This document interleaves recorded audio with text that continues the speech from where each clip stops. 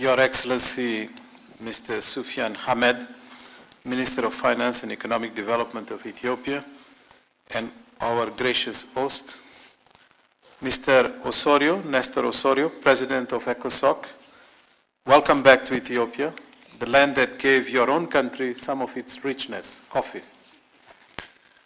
Mr. Hu Hongbo, Under-Secretary General for Department of Economic and Social Affairs, and dear colleague, dear ambassadors, heads of delegation, ladies and gentlemen. Allow me to first thank and commend the government of Ethiopia for hosting this important high-level symposium to discuss the future and the features of a renewed global partnership for a post-2015 era. The Economic Commission for Africa is pleased to be associated with this event, and I wish to extend you all a warm welcome to our premises. This event is occurring in a context of renewed optimism about Africa's development prospects.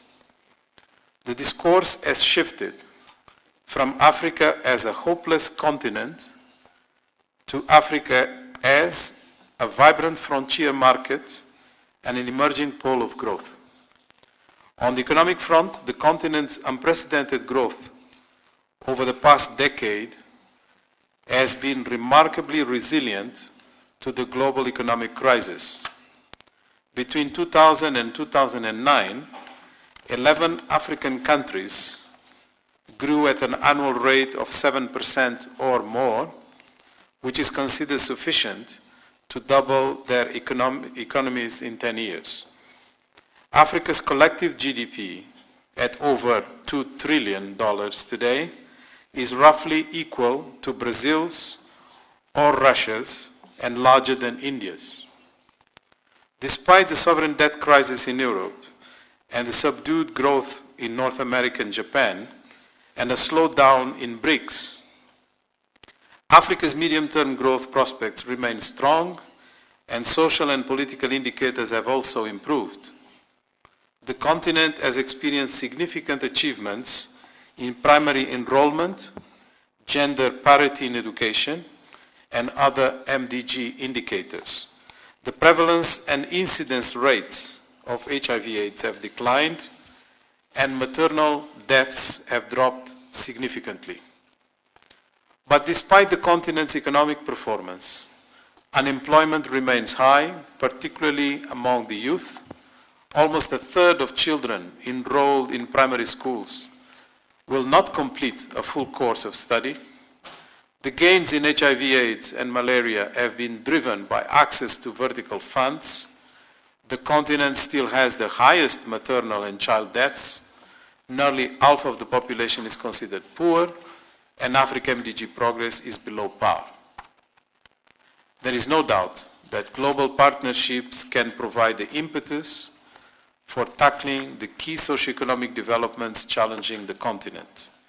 If I take the example of India, from being one of the world's largest recipients of foreign aid in the mid-1980s, India has become a net donor, with foreign aid constituting less than 0.3% of its national GDP, and it is now a member of the G20 and the BRICS.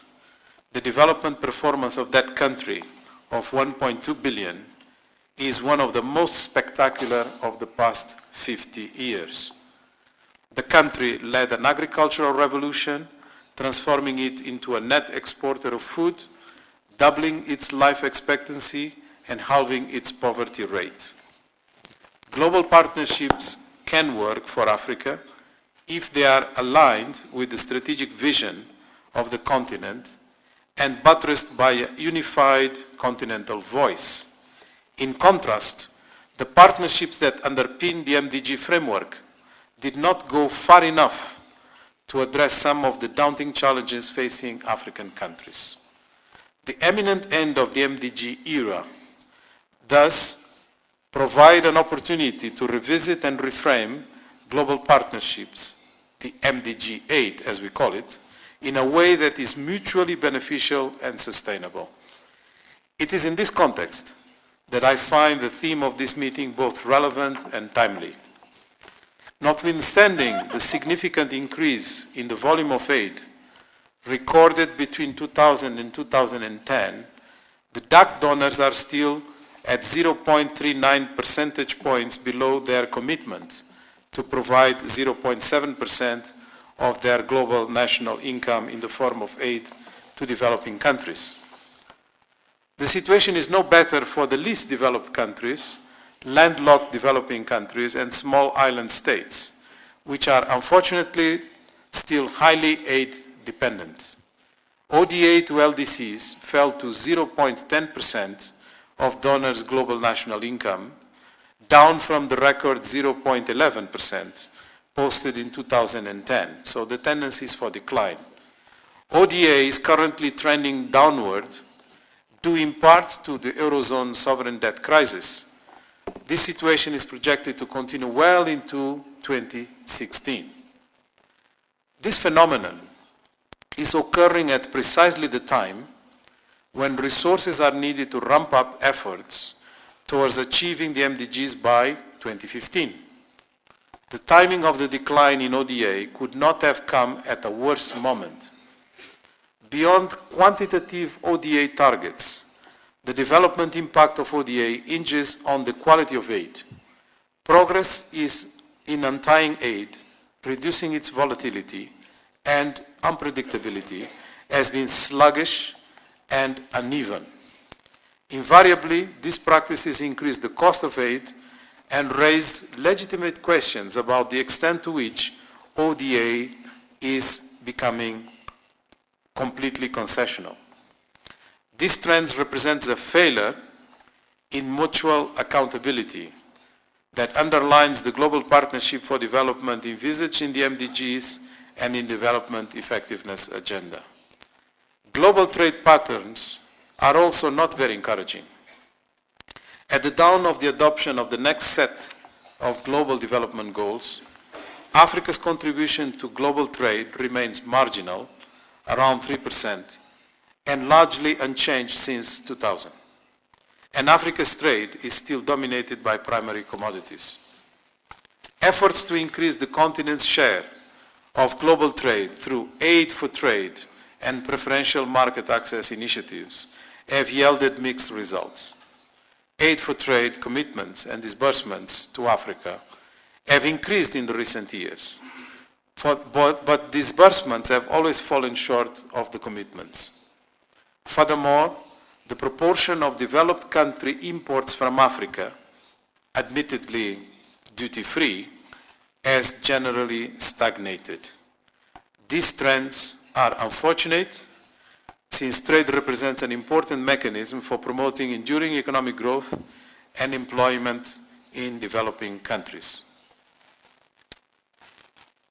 Mesdames et Messieurs, les résultats mitigés enregistrés concernant l'objectif 8, d'une part, et l'ambition qui nourrit l'Afrique de réaliser une croissance transformatrice durable, de l'autre, justifie que nous repensions la notion de partenariat mondial.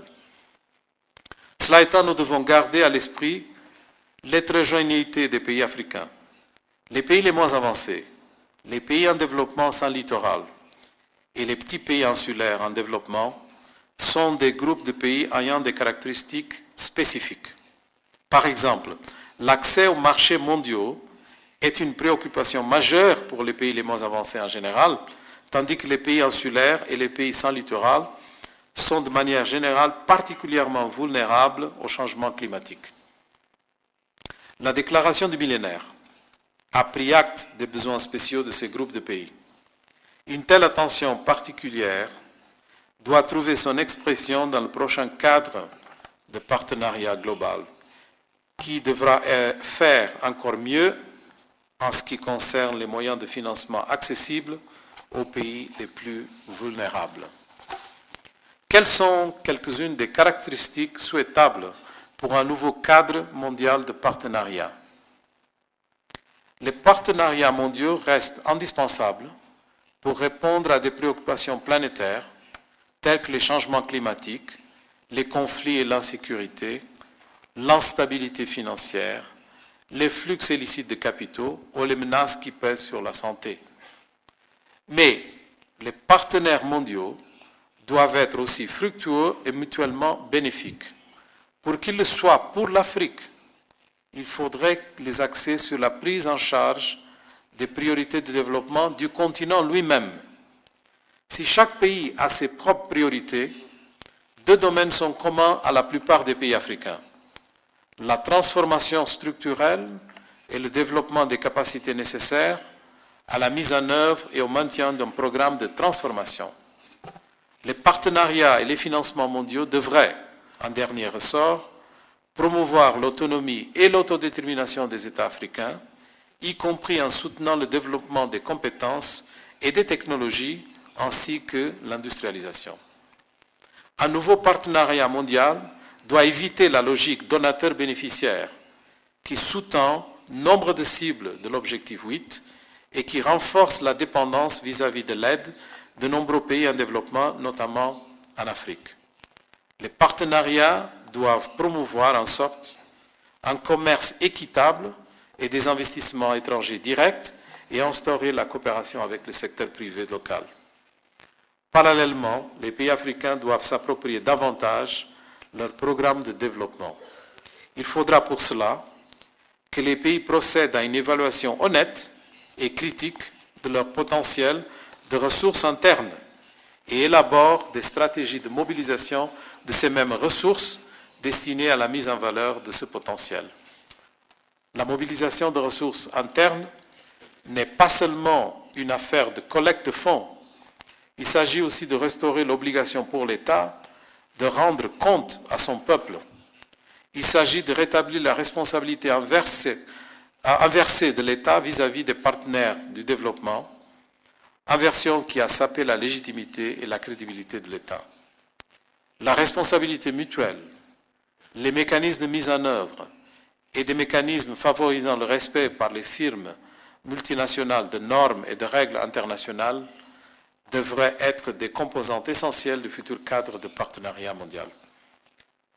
La mise en œuvre de l'obligation de rendre compte exigera de solides cadres de suivi et d'évaluation, mais d'abord et avant tout de bonnes données de référence à compter de 2015. Par conséquent, une attention et un appui particulier doivent être dès à présent accordés au système statistique officiel et au système d'information complémentaire.